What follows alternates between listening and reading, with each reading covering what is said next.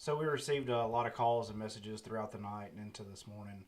about a group who was soliciting folks for either phone numbers or come to a Bible study. Our investigators have looked into it, have talked to them.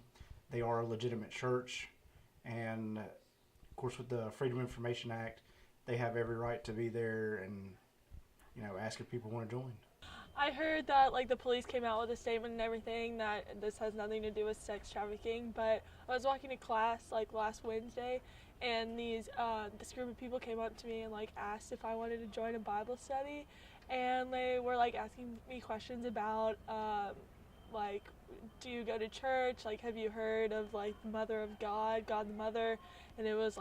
super weird, and I was super uncomfortable, so I left. I was approached last week in the library, and this week I found, or I heard some rumors about it, and it was pretty weird, and I got kind of sketched out because they'd been calling me,